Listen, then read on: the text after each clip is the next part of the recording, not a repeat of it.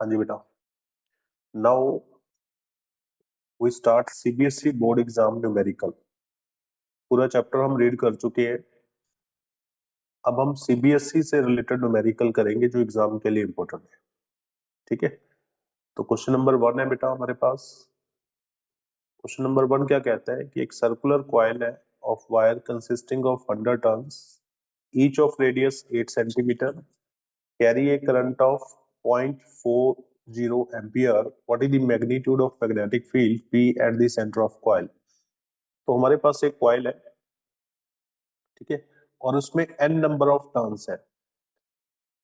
तो coil circular वे में है, कुछ इस टाइप में। उसके सेंटर पे हमें मैग्नेटिक फील्ड चाहिए, ये हमारा क्वेश्चन है। इसमें जो करंट पास कर रहा है वो हमें गिवन है 0.40 एम्पियर, और इसमें ये जो नंबर ऑफ टर्न्स हमें दे रखी है वो है 100। इस कॉइल की रेडियस हमें दे रखी है 8 सेंटीमीटर। तो सेंटीमीटर को हम मीटर में कन्वर्ट कर लेते हैं, 8 इंटू 10⁻²⁻² मीटर। एंड हमें पता है कि मैग्नेटिक फील्ड एट सेंटर पे जो फॉर्मूला होता है that is equal to be mu naught by 4 pi N I divide by R into 2 pi है। तो म्यू नॉट बाय 4 पाई की वैल्यू 10⁻⁷ होता है, नंबर ऑफ टर्न्स 100 है, करंट है 0.40, आर हमें दिया हुआ है 8 इंटू 10⁻² मीटर, और 2 की वैल्यू लिख दो 2 into 3.14। So we get the answer 3.1 into 10⁻⁴ Tesla after calculation. ये हमारा फर्स्ट क्वेश्चन है बेटा।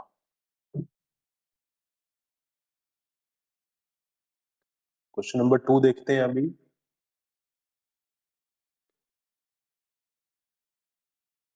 क्वेश्चन नंबर 2 बोला गया है we have a long straight wire carry a current of 35 ampere. What is the magnitude of the field at a point 20 centimeter from the wire? तो आपके पास एक इनफाइनेटली लॉन्ग वायर है बेटा। लॉन्ग का मतलब इनफाइनेटली, जिसमें करंट है 35 ampere. अगर ये वायर फाइनाइट होती तो आपको इसकी लेंथ गिवन होती, ठीक है। तो यहाँ पे 20 सेंटीमीटर के डिस्टेंस पे, वायर से 20 सेंटीमीटर डिस्टेंस पे एक पॉइंट है, लेट अस सपोज ए। यहाँ पे इस वायर की मैग्नेटिक फील्ड होगी downward according to right hand thumb rule. Downward magnetic field है। So we want to find magnetic field at point A. तो फॉर्मूला हमें पता है बेटा, किसी भी लॉन्ग स्ट्रेट वायर में जब करंट पास करता है तो मैग्नेटिक फील्ड होती है 2I/R। तो यहाँ म्यू नॉट बाय 4 पाई 10⁻⁷ है।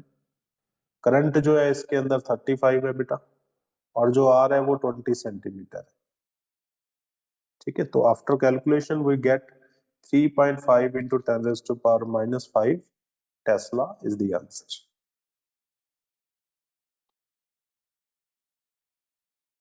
देखिए बेटा इसको। नाउ क्वेश्चन नंबर 3 देखते हैं।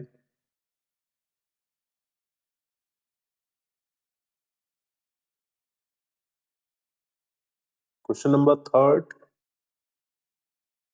a long straight wire carrying in the horizontal plane carry a 50 ampere in north to south direction. Give the magnitude and direction of B at a point 2.5 meter east of the wire. तो यहाँ पे north east लगा लो पहले। ये north है, ये south है, this is west, this is east. तो एक वायर हमें दे रखी है जिसमें करंट जो है वो नॉर्थ से साउथ की तरफ जा रहा है। करंट की वैल्यू गिवन है बेटा 50 एम्पियर, और आपको मैग्नेटिक फील्ड निकालनी है 2.5 मीटर ईस्ट की तरफ। तो ईस्ट इस तरफ है, ये डिस्टेंस है 2.5, मान लो पॉइंट बी है। तो अगर आप इसमें देखोगे राइट हैंड थंब रूल लगाओगे तो मैग्नेटिक फील्ड यहाँ पे अपवर्ड आएगी। तो ये जो अपवर्ड मैग्नेटिक फील्ड है उसका फॉर्मूला होगा mu naught by 4 pi 2I/R। तो यहाँ म्यू नॉट बाय 4 पाई की वैल्यू है 10⁻⁷, जो करंट है वो 50 है और जो डिस्टेंस है वो 2.5 है। तो after calculation we get 4 into 10⁻⁻6 tesla. This is the magnetic field.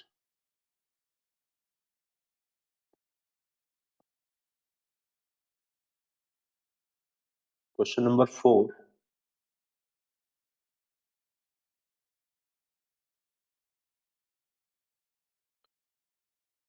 a horizontal overhead power line carry a current of 90 ampere in east to west direction।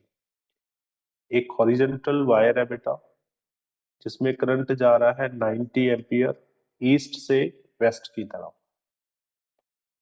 What is the magnitude and direction of field due to current 1.5 below the line. तो ये ऐसी condition है इसके अंदर कि हम 1.5 metre नीचे एक पॉइंट लेते हैं पी। ठीक है, ये नॉर्थ है बेटा, ये साउथ है। तो इसको बिल्कुल ऐसे सपोज करो आप कि आपके सर के ऊपर कोई वायर जा रही है और ये वायर में जो मैग्नेटिक करंट आएगा, सॉरी मैग्नेटिक फील्ड जो आएगी वो कुछ इस वे में आएगी according to right hand rule. तो ये जो मैग्नेटिक फील्ड है ये साउथ की तरफ जाएगी ऐसे। ठीक है, तो पॉइंट पी साउथ की तरफ है। तो अगेन फॉर्मूला हमें पता है, स्ट्रेट वायर का mu naught by 4 pi 2I/r। तो 10⁻⁷ करंट बेटा हमें दिया हुआ है 90 और डिस्टेंस हमें दिया हुआ है 1.5। तो after calculation we get 1.2 into 10⁻⁵ tesla. देखिए इसको,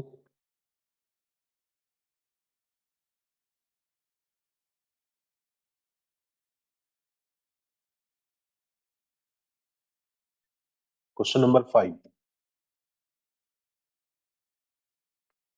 क्वेश्चन नंबर 5 के अंदर हमें दिया है what is the magnitude of magnetic force per unit length on a wire carrying a current of 8 ampere making an angle 30 degree with the direction of magnetic field.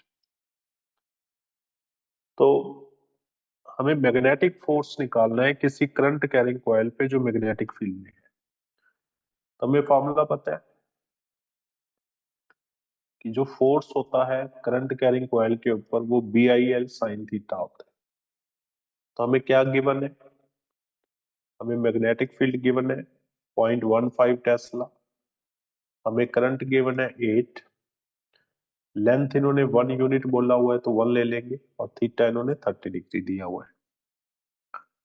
तो just formula based है, values put करो 0.15, current is 8, length is 1, angle is 30 degree. तो हमारा जो after calculation यहाँ से जो force आएगा वो 0.6 न्यूटन बनेगा बेटा, क्योंकि इन्होंने बोला है पर यूनिट लेंथ। तो हम ये भी मान सकते हैं कि ये जो लेंथ है वो इसके नीचे चलेगी फोर्स के।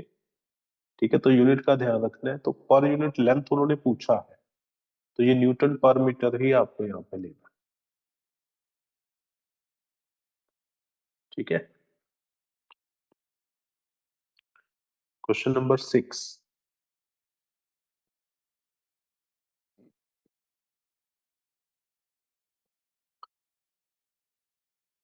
एक 3 सेंटीमीटर वायर है जिसमें 10 एम्पियर करंट है, वो सोलेनॉइड के अंदर परपेंडिकुलर टू दी एक्सिस रखी हुई है। मतलब ये एक आपके पास सोलेनॉइड है, ये सोलेनॉइड का एक्सिस है, आपने वायर इसके अंदर ऐसे रखी हुई है परपेंडिकुलर। तो इस पे फोर्स निकालना है आपको। तो फोर्स तो अभी हमने देखा है कि BIL sin थीटा फॉर्मूला होता है, क्योंकि ये परपेंडिकुलर है मैग्नेटिक फील्ड के, क्योंकि हमें पता है सोलेनॉइड की मैग्नेटिक फील्ड ऐसे जाती है। ठीक है, और मैग्नेटिक फील्ड हमें दे रखी है 0.2, करंट हमें दिया हुआ है 10, लेंथ इसकी दे रखी है 3 सेंटीमीटर, उसको मीटर में कन्वर्ट कर लिया हमने इनटू sin 90। तो after calculation we get the answer 8.1 into 10⁻⁻²। Newton. यहाँ पे पर यूनिट लेंथ नहीं पूछा था इन्होंने, इसीलिए हम यहाँ पे सिर्फ न्यूटन लिखेंगे। देखिए इसको,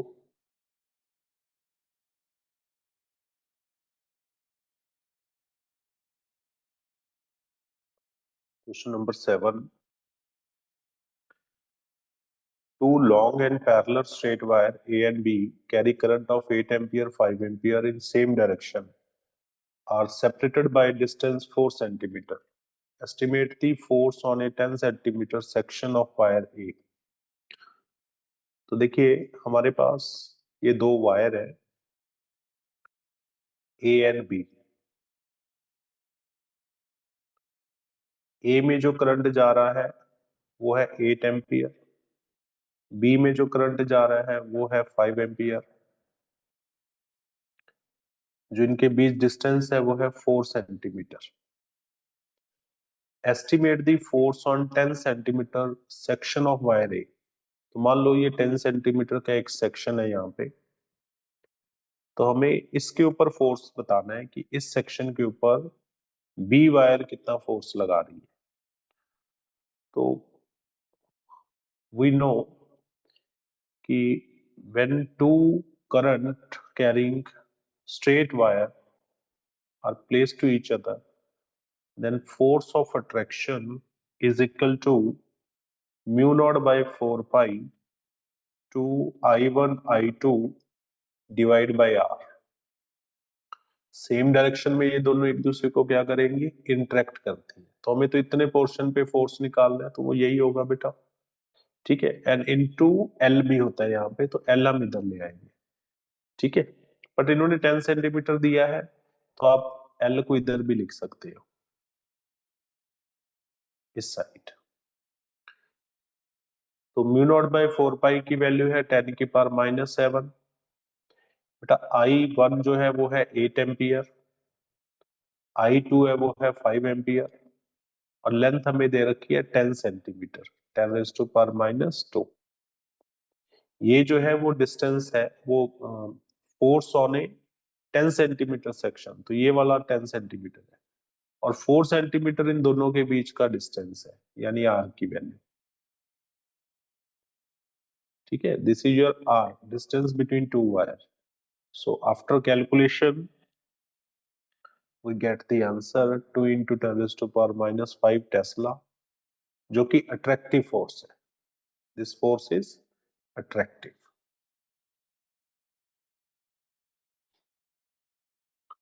नेक्स्ट क्वेश्चन देखते हैं, क्वेश्चन नंबर 8। क्वेश्चन नंबर 8 में बोला गया है a closely wound solenoid 8 centimeter long has 5 layer of winding 400 turns each. Diameter of solenoid is 1.8. Current carried is 8 ampere. Estimate the magnetic field magnitude of B inside the solenoid near its center. तो हमारे पास एक solenoid है, ये solenoid है, और इसकी हमें length given है। लेंथ इसकी है 80 सेंटीमीटर, और इसका ये पूरा डायामीटर भी हमें गिवन है 1.8 सेंटीमीटर। लेकिन हमारे पास ऐसी 5 लेयर है। 5 लेयर का मतलब है कि ये सोलेनॉइड हो गया, फिर एक और लेयर है इसके ऊपर ऐसे, इसी वायर से जुड़ी हुई है, कलर अलग लिया है ताकि आपको पता लगे ये दूसरी लेयर ले रहा हूं। फिर एक थर्ड लेयर और है, ऐसे करके, दिस इज थर्ड लेयर। फिर fourth layer, this is fourth layer, and at last इन्होंने हमें लेयर दे रखी है 6 लेयर और 5th लेयर, जो कि है ये वाली। देखो मैंने 5 कलर से आपको बता दिया कि इतना कॉम्प्लेक्स ये सोलेनॉइड बनाया हुआ है। एक लेयर में अगर 400 टर्न्स है, तो टोटल टर्न्स कितनी हो जाएगी बेटा, 5 लेयर है इंटू 400 एक में है, तो 2000 टर्न्स होगी इसके अंदर। इसमें हमें करंट दिया हुआ है कि 8 एम्पियर करंट फ्लो कर रहा है। मैग्नीट्यूड ऑफ मैग्नेटिक फील्ड निकालनी है सेंटर पे, और सेंटर पे मैग्नेटिक फील्ड हमें पता है ऐसे जाती है। तो ये जो वैल्यू होती है this is equal to mu naught N I. Small N जो होता है वो number of per unit turn है, जिसको आप एन बाई एल लिख सकते हो। तो यहाँ पे म्यू नॉट की वैल्यू को क्या लिखोगे, 4 pi into 10⁻⁻⁷। Number of turns है 2000 और बेटा करंट इसके अंदर है 8। लेंथ हमें दे रखी है 80 सेंटीमीटर, ये वाला, into 10⁻⁻²। So after calculation we get the answer which is equal to 2.5 into 10⁻⁻²। ये अप्रोक्स इतना ही आएगा। ठीक है, यहाँ पे जो डायमीटर दे रखा है इसका कोई यूज नहीं है इस पर्टिकुलर क्वेश्चन के अंदर। Now question number 9।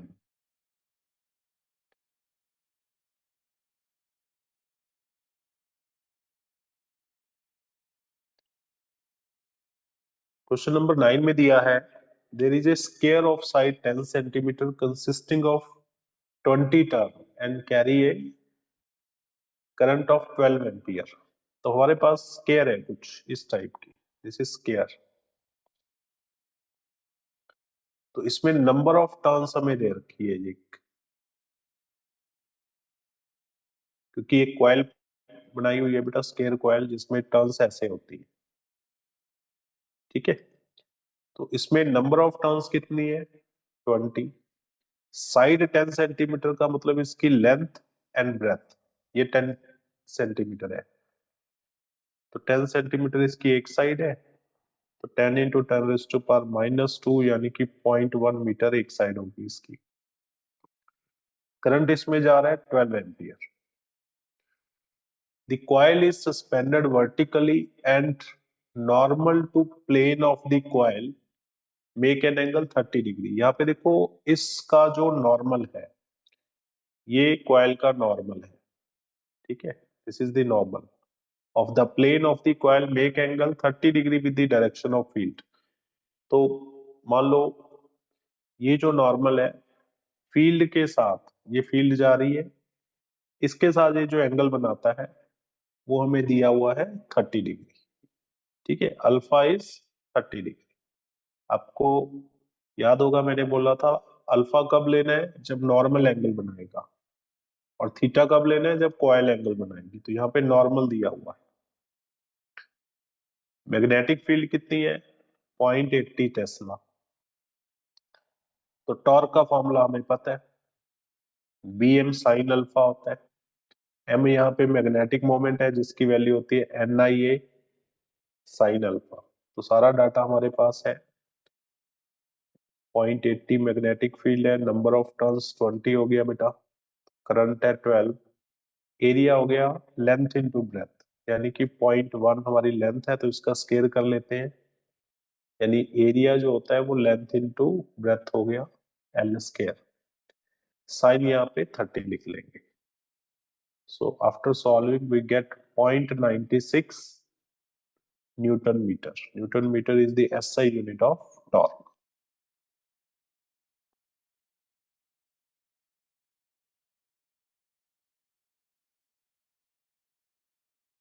Question number 10।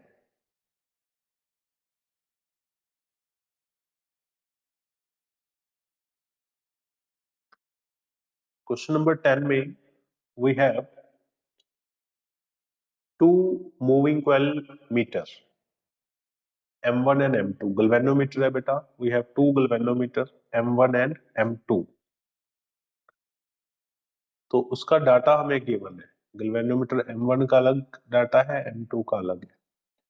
जैसे कि गल्वेनोमीटर में हमें रेजिस्टेंस गिवन है 10 ओम, M1 गल्वेनोमीटर में उसकी नंबर ऑफ टर्न्स है 30, एरिया हमें दे रखी है, दे रखा है 3.6 इंटू 10⁻³ मीटर स्क्वायर। हमें इसकी मैग्नेटिक फील्ड दे रखी है 0.25 टेस्ला। ठीक है, सिमिलरली R2 हमें दिया हुआ है 14 ओम, N2 हमें दिया हुआ है 42, एरिया हमें दिया हुआ है 1.8 10⁻³ मीटर स्क्वायर, और दूसरे की मैग्नेटिक फील्ड दे रखी है 0.50 टेस्ला। तो ये दो हमारे पास मूविंग कॉइल गैल्वेनोमीटर है जिसकी अलग अलग हमें वैल्यूज गिवन है। तो हमें बोला गया है कि दोनों की करंट सेंसिटिविटी और वोल्टेज सेंसिटिविटी का रेशो बताइए। तो बेटा करंट सेंसिटिविटी जो होती है, मैं ए पार्ट कर रहा हूं पहले, उसका फॉर्मूला हमें पता है। फॉर्मूला क्या होता है? एन बी ए और के। के इज रेस्टोरिंग कांस्टेंट, जो हम सपोज करते हैं कि दोनों का सेम है, क्योंकि हमें सेम दिया तो है नहीं यहाँ पे, वैसे इनको देना चाहिए, यहाँ पे शायद एक लाइन मिस हो गई है। ये दोनों का सेम ही होगा, हम सपोज नहीं कर सकते, मे बी क्वेश्चन के अंदर कोई लाइन मिस प्रिंट है। तो करंट सेंसिटिविटी ऑफ फर्स्ट और सेकंड दोनों को डिवाइड कर दो, क्योंकि दो है, M1 और M2। तो N1 B1 A1 के, और जब दूसरा लिखोगे यहाँ पे N2 B2 A2 के। डाटा सबका गिवन है बेटा, N1 गिवन है, B1 गिवन है, एरिया गिवन है, दूसरे में भी गिवन है। तो after putting the value we get answer 1.4। तो ये ए का आंसर 1.4 आ जाएगा।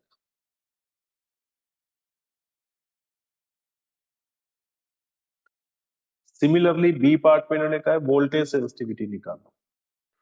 तो वोल्टेज सेंसिटिविटी का जो फॉर्मूला होता है वीएस, वीएस से डिनोट करते हैं, बस एन बी ए, इसको आर से और डिवाइड कर देते हैं। तो दोनों का रेशो लेना है, तो वही N1 B1 A1 divide by के R1, इस केस में हो जाएगा N2 B2 A2 divide by के R2। तो के कैंसिल आउट हो गया, ऊपर भी कैंसिल आउट हो गया था, वैल्यूज पुट करेंगे, दैट इज इक्वल टू 1। सारा डाटा हमारा गिवन है, जस्ट वैल्यू पुट करनी है, आंसर आ जाएगा।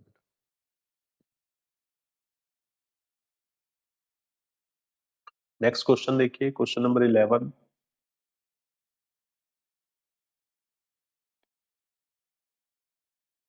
क्वेश्चन नंबर 11 में, in a chamber in a uniform magnetic field of 6.5 G is maintained.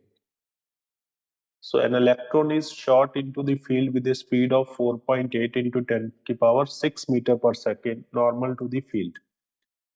Explain why the path of the electron is a circle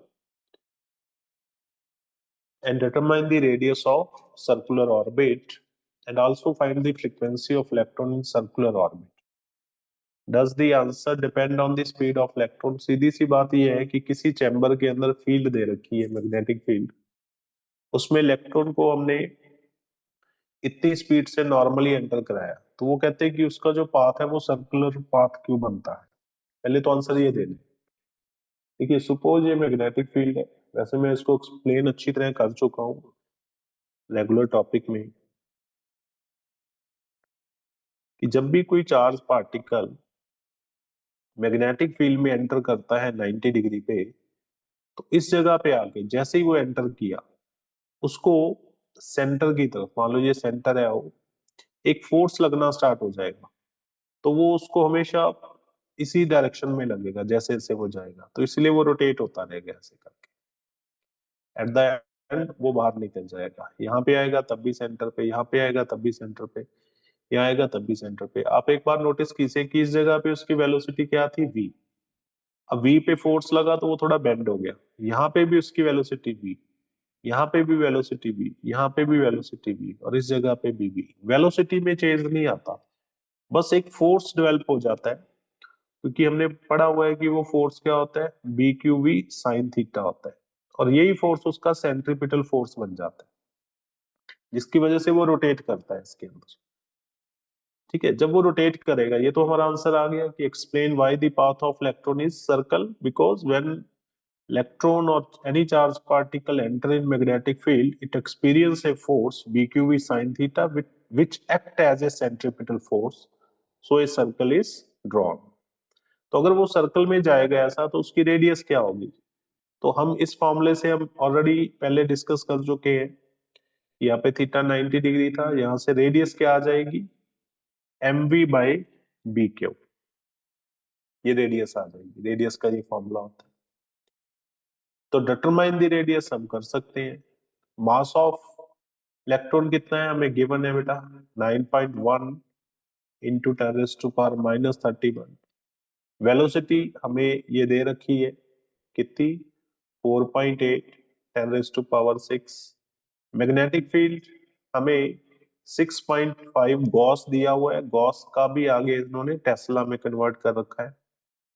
और electron के ऊपर चार्ज जो है इन्होंने दिया है 1.5 10⁻19। वैसे 1.6 होता है, इन्होंने 5 लिया हुआ है तो हम यही डाटा लेंगे। तो after solving we get answer 4.2 centimetre. तो ये हमारा रेडियस आ जाएगा। फिर उन्होंने कहा है कि फ्रीक्वेंसी भी बताओ, क्योंकि इलेक्ट्रॉन अगर रोटेट करेगा तो रोटेशन में फ्रीक्वेंसी आती है। तो ये फ्रीक्वेंसी का सिंबल है, ये फ्रीक्वेंसी होता है बेटा 1/टाइम पीरियड। तो टाइम पीरियड क्या होगा, अगर कोई चीज सर्कल में ऐसे रोटेट कर रही है with radius r and velocity v, तो हम उसका सर्कुम्फ्रेंस अपॉन वेलोसिटी लिखेंगे, वेलोसिटी ऊपर चला गया।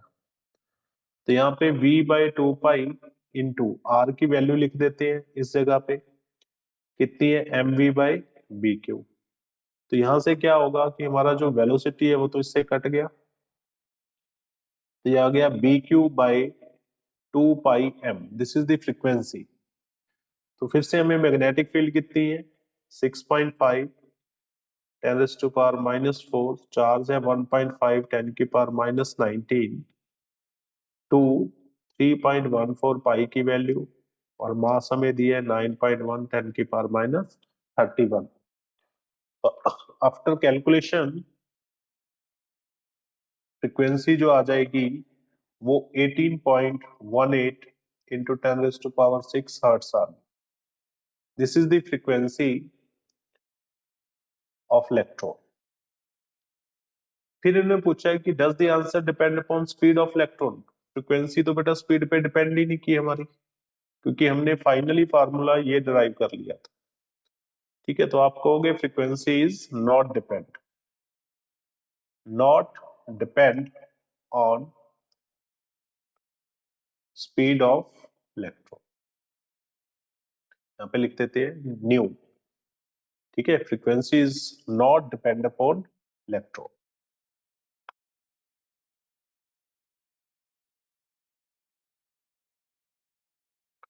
Question number 12।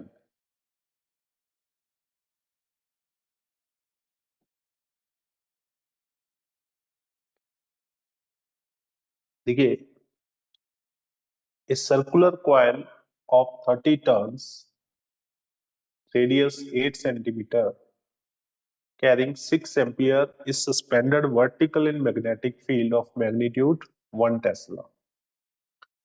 Field line make an angle 60 degree. Field line angle बनाती है 60 degree with normal to the coil, यानी अल्फा गिवन है जी।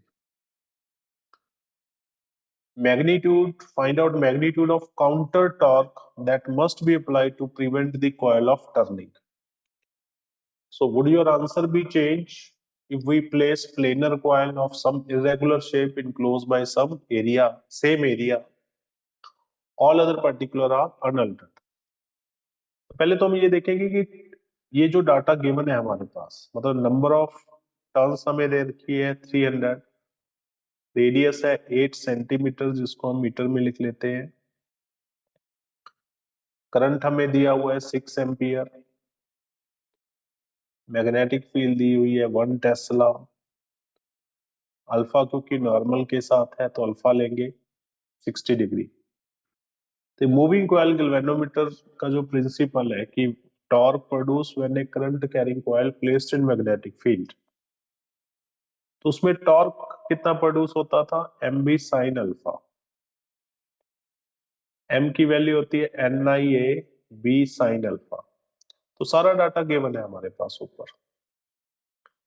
एन की वैल्यू 30 है, करंट 6 है, हमारे पास रेडियस क्योंकि ये सर्कुलर कॉइल है तो रेडियस को हम लिखेंगे पाई आर स्क्वायर, आर हमें दिया हुआ है,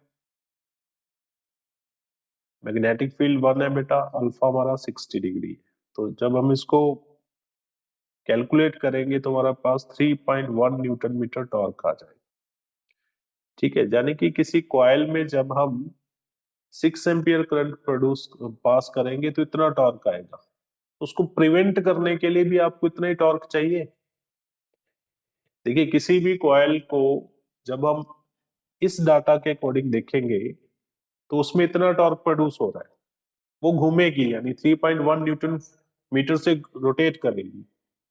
उसको प्रिवेंट करने के लिए आपको सेम टॉर्क लगाना पड़ेगा, तो answer is 3.1 Newton only, A part का जो है। फिर बी पार्ट में ये कह रहे हैं कि अगर मैं प्लेनर कॉइल की लगा दूं, है ना, सर्कुलर की जगह इरेगुलर शेप का कोई प्लेनर कॉइल लगा दूं, स्केयर टाइप, लेकिन एरिया सेम है, तो कोई टॉर्क का फर्क पड़ेगा? नहीं पड़ेगा बेटा, नॉट इफेक्ट। क्यों नहीं पड़ेगा? बिकॉज वी नो टॉर्क जो होता है वो NIAB साइन अल्फा पे है। इन्होंने कहा है कि बाकी सारी चीजें सेम है, शेप अलग है लेकिन एरिया भी जो है उसका सेम है। तो टॉर्क तो इन चीजों पे डिपेंड करता है, आप चाहे इरेगुलर शेप की लगा दो, एरिया अगर सेम है तो टॉर्क पे कोई इफेक्ट नहीं पड़ेगा।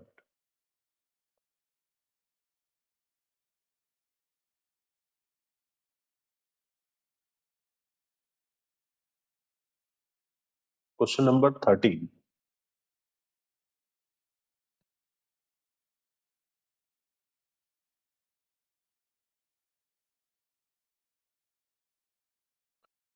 क्वेश्चन नंबर 13 में है, straight wire of mass 200 gram, length 1.5 metre, carry 2 ampere, it is suspended in mid-air by uniform magnetic field B. What is the magnitude of magnetic field? तो यहाँ डायग्राम में भी दिया हुआ है कि एक वायर है जिसमें करंट जा रहा है 2 एम्पियर, उसका वेट कितना है वायर का? वो है 200 ग्राम। तो हम इस 200 को 10⁻³ करके केजी में कन्वर्ट कर देंगे। इसकी लेंथ है 1.5 मीटर में, करंट जो है वो है 2 एम्पियर। तो हम चाहते हैं कि ये एयर के अंदर ही क्या है, ऐसी रहे, सस्पेंडेड रहे। It is suspended in mid air by uniform magnetic field B. What is the magnitude of magnetic field? अगर ये वायर एयर में ही रहना चाह रही है तो उसका वेट तो नीचे कितना है, mg है। तो मैग्नेटिक फील्ड इसको एक ऐसा फोर्स लगाए जो ऊपर की तरफ हो और वो इक्वल भी हो mg के, तभी ये एयर में रुक पाएगी। तो कंडीशन हमारी क्लियर है यहाँ पे कि जो वायर पे मैग्नेटिक फोर्स लगेगा ड्यू टू मैग्नेटिक फील्ड वो मस्ट भी mg के इक्वल होना चाहिए। और हमें पता है कि कोई भी करंट कैरिंग कॉइल जब मैग्नेटिक फील्ड में रखते हैं तो उस पर मैक्सिमम फोर्स होता है BIL। साइन यहाँ पे 90 डिग्री लेंगे मैक्सिमम के लिए, इक्वल टू mg। तो हमें मैग्नेटिक फील्ड चाहिए बेटा, which is equal to mg by I into L. m हमने ले लिया है 200 10⁻³ into 10, 10 is the value of g। Current 2 है बेटा, लेंथ हमारे पास है 1.5। तो देखो, 000 ये सब कैंसिल आउट हो गया, 2 से 2 कैंसिल आउट हो गया, तो 1/1.5 बचेगा। तो ये आ गया 10/15 यानी कि 2/3 टेस्ला, जिसको आप 0.667 टेस्ला भी लिख सकते हैं। तो इतनी आपको मैग्नेटिक फील्ड की रिक्वायरमेंट रहेगी करंट कैरिंग स्ट्रेट वायर को मिड एयर में रखने के लिए। नाउ क्वेश्चन नंबर 14 देखते हैं बेटा इसके बाद। Question number 14।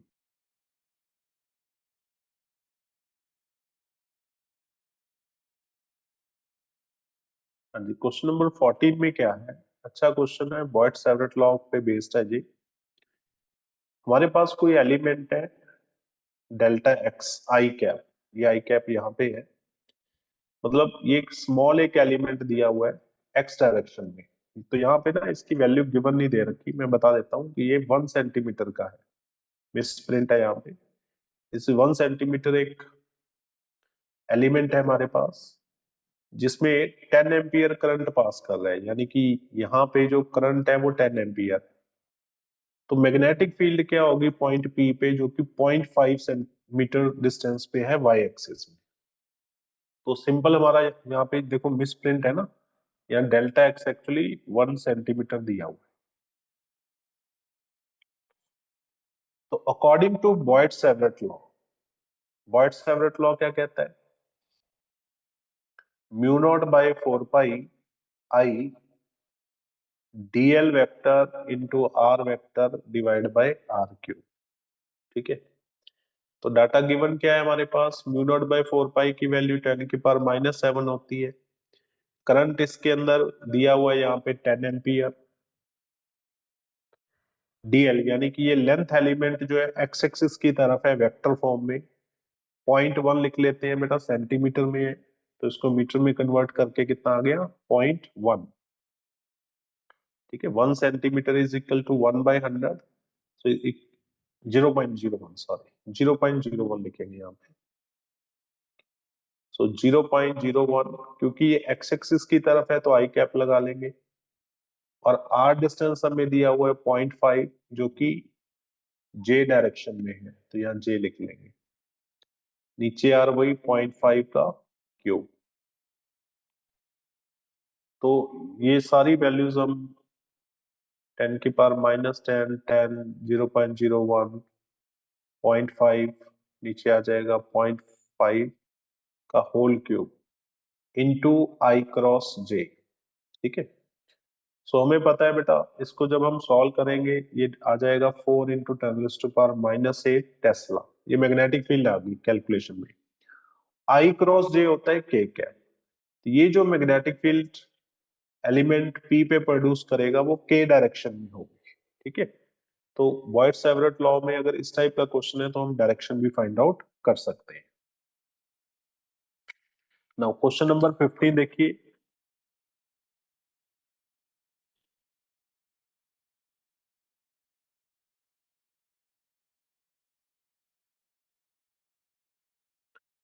Straight wire carrying 12 ampere is bent into a semicircle of arc 2 centimeter. Consider the magnetic field B at the center of arc. What is the magnetic field due to straight segment? तुम्हारे पास एक ऐसा circular arc दिया हुआ है 2 centimetre का, जिसमें current कितना है?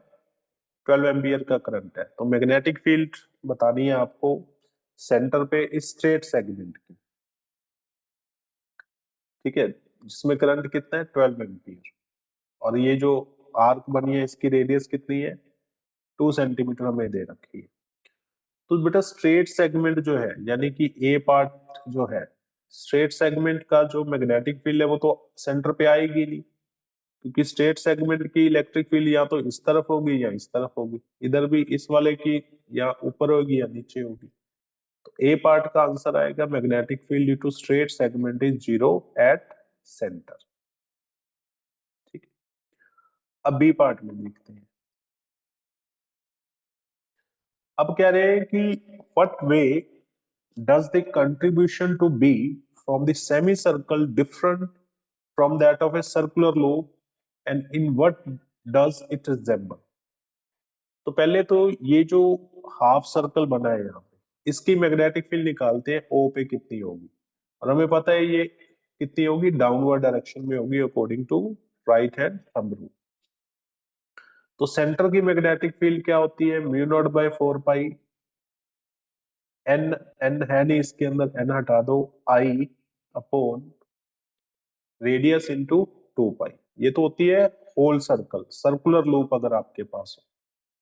ठीक है, यहाँ पे लिख देते हैं सर्कुलर लूप पूरा। ये लेकिन ये हाफ है, बाद में देखते हैं इसको, पहले पूरे का निकालते हैं क्योंकि इन्होंने उसके ऊपर भी पूछा है क्वेश्चन। करंट 12 है बेटा, पाई की वैल्यू है 3.14 और आर हमें दे रखा है 2 सेंटीमीटर। ठीक है, तो जब इसको सॉल्व करेंगे तो ये आएगा 3.8 इंटू 10⁻⁻4 टेस्ला। और हाफ सर्कल का कितना होगा? ये जो हमें दिया हुआ है semi circle arc, semi circle arc, semi circle arc मतलब B is equal to mu naught by 4 pi I by R. अब 2 पाई कब लेते हैं? जब वो पूरा सर्कल हो। अब जब हाफ सर्कल हो तो कितना लेंगे? ओनली पाई। यानी कि इसको जब सॉल्व करेंगे आंसर आएगा 1.9 इंटू 10⁻⁴ टेस्ला। इन्होंने यही पूछा है कि in what way does the contribution to B from the semi circle different from circular loop. Semi circle जो होता है वो सर्कुलर से कैसे डिफर करता है, दिख रहा है हमें कि मैग्नेटिक फील्ड हाफ हो जाती है सेमी सर्कल।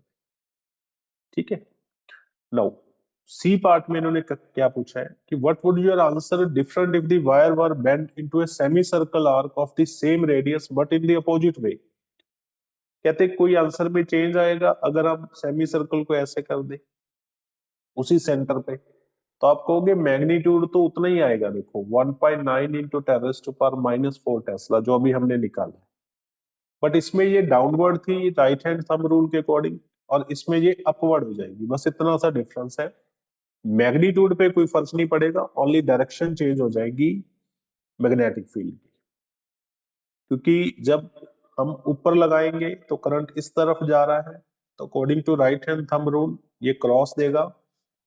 इसमें भी जब हम राइट हैंड थंब रूल लगाएंगे, अब पॉइंट आपके ऊपर चला गया, पहले पॉइंट नीचे था, तो इसीलिए ये डॉट आएगा, ये क्रॉस आएगा।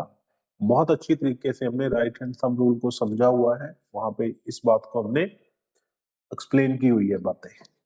ठीक है, लिखिए इसको।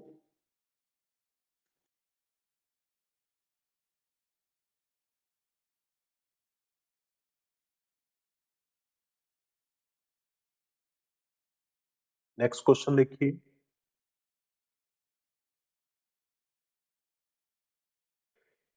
सोलेनॉइड ऑफ लेंथ 0.5 मीटर, एक सोलेनॉइड है जिसकी लेंथ है 0.5 मीटर, रेडियस है 1 सेंटीमीटर, उसको मीटर में कन्वर्ट कर दिया, नंबर ऑफ टर्न्स 500 है बेटा, करंट इसमें है 5 एम्पियर, तो magnetic field inside the solenoid चाहिए। हमें पता है inside the solenoid magnetic field होती है mu naught N I divide by L. तो म्यू नॉट की जो वैल्यू है वो हमें पता है, म्यू नॉट की जो वैल्यू आती है वो 4 पाई इंटू 10⁻⁻⁷ है, number of turns 500, current is 1 centimetre, sorry current is 5 ampere, current हमें दिया हुआ है 5 एम्पियर, और लेंथ हमें दे रखी है इसकी 0.5। तो जब इसको हम सॉल्व करेंगे तो आंसर आएगा 6.28 इंटू 10⁻⁻³ टेस्ला। ठीक है, तो यहाँ पे हमें जो रेडियस दे रखी है इसका क्या यूज है, इसको हम ऐसे कर सकते हैं कि एल को जब आर से डिवाइड करेंगे, मतलब हमारी जो सोलेनॉइड है अगर आप उसकी लेंथ को इसकी रेडियस से डिवाइड करोगे तो आपको क्या पता लगता है कि ये 0.5 है, रेडियस 10⁻⁻² है, दिस इज 0.5, तो ये 50 आ गया बेटा। तो लेंथ जो है वो बहुत बड़ी है रेडियस से। ठीक है, जब लेंथ बहुत बड़ी होती है रेडियस से, then we can use this formula. हम यही कंसीडर करके चलते होते हैं कि सोलेनॉइड का जो रेडियस पार्ट है वो बहुत स्मॉल है, अदरवाइज इसमें फॉर्मूले में कोई एज सच यूज नहीं है इसका। इसी क्वेश्चन नंबर 16,